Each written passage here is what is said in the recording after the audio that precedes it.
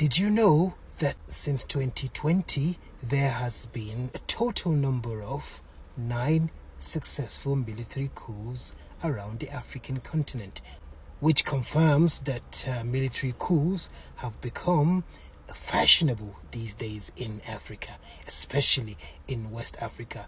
Military coups have become a trending topic. In fact, 9 military coups since 2020 means that in the last 5 years there has been 9 successful military coups in Africa. All of them in West and Central Africa except for Madagascar that happened not too long ago. So, which brings the question, why are military coups popular or gaining popularity across West Africa? Is it because democracies have failed Africa? Is it because of geopolitics? Or is it because the military have found the answer to Africa's problems? I'm going to break it down today. I'm going to focus my discussion around 3 items, 1, 2, 3, which are security, law and order, and corruption. Let's start with security. West Africa has been under siege. West Africa is under fire since 2011 when Libya was destabilized by NATO after the bombings that ousted Muammar Gaddafi. The West African region, especially the Sahel region of West Africa, has become extremely destabilized, making room for insurgencies, banditry, Islamic State terrorists, Boko Haram, and many other factions or forces that are active in the region for whatever reason. After years of corrupt, neoliberal and French-controlled governments in West Africa, who a lot of Africans have called puppet leaders, it is no surprise that the people of West Africa welcomed military rulers with open arms, because the military rulers have presented themselves as leaders who will emancipate West Africa or African countries from colonial rule or colonial control or colonial structures that have been in control of Africa since independence in the 1960s. This is the mandate of most of the military rulers that have taken power in Africa. If you look at West Africa, if you look at Mali, Burkina Faso, and Niger, those seem to be their promises. Since the military took over, the people have given them their support because they believe that the military will be able to bring that insecurity that have plagued those nations to an end. Law and order. When a nation is suffering from insecurity and the military steps in and squashes and dismantles terrorist cells, it stabilizes a country. And also the military have a reputation of strict enforcement of law and order. This is a very well-known characteristic, or rather a very well-known attribute of military rule. It is authoritarian, which isn't always a bad thing. A lot of people, when they hear authoritarian, they think no freedoms, I can't say what I want to say, I can't wear what I want to wear, I cannot be against the government. All these things are true, but another side of authoritarianism that people do not understand is the fact that authoritarianism brings law and order. And that is probably why military governments are gaining popularity around and across Africa. Now let's focus on the third reason. Now this is the more controversial reason, mainly because it's the first thing that comes to the mind of most Africans when they think about what the problem of Africa is. Sometimes they don't think it's security, they think it is corruption. So, are military governments gaining popularity across Africa because African people believe that military governments will be more successful in tackling corruption? That is a very debatable one, because historically, during military rule, corruption was endemic.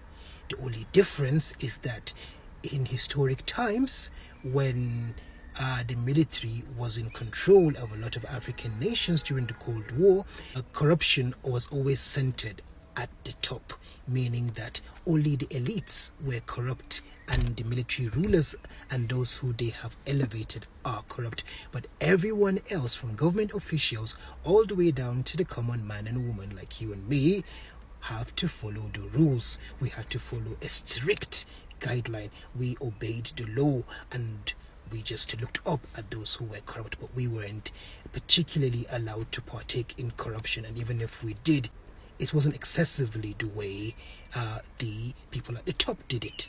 But along came democracy.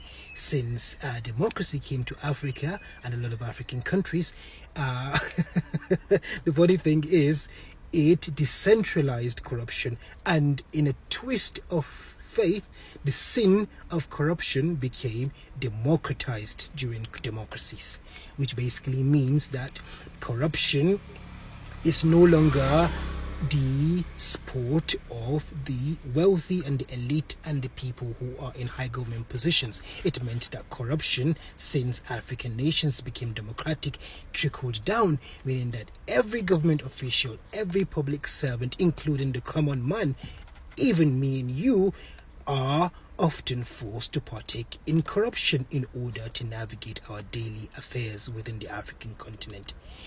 You are on the road, you have to bribe the police. When you are on the road, you have to bribe the soldiers.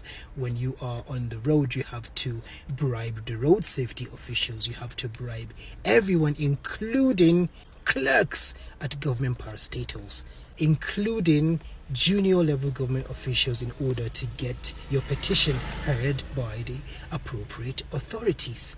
I have a perfect example of a time when my car was stolen, and I believe I had to pay some money in order to lobby the police into taking my petition a lot more seriously in order to try and find the culprit that stole my car. And the funny thing is, it's been almost 20 years. The car was never recovered, but the money I paid the police in order to ensure that they worked harder to ensure that I got my car back ended up in their pockets. So that is the sin of corruption. That is the price that we all have to pay for corruption. And the funny thing is, the military historically weren't able to stop corruption.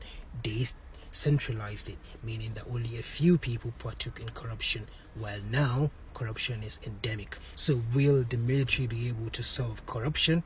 No. But will they limit who partakes in corruption? Absolutely. So, I know what you're thinking. What is the solution? How can we fix the problems in Africa? The solution to the African problem is very simple. The African must dump an individualistic approach and replace it with a socialistic approach. In other words, it means that the African must stop thinking only about themselves and start thinking about what will benefit the community. Stop thinking about what will benefit you, yourself, and your family, and think about what will benefit you, your family, your community, your region, your country, and your continent. Pan-Africanism is a socialistic-based concept, not an individualistic-based concept. And we all know that Pan-Africanism is the way to emancipate the Africans. And Pan-Africanism is an us thing, not a me thing. It's not a one-person thing. It takes 54 African nations to be a strong and unified Africa.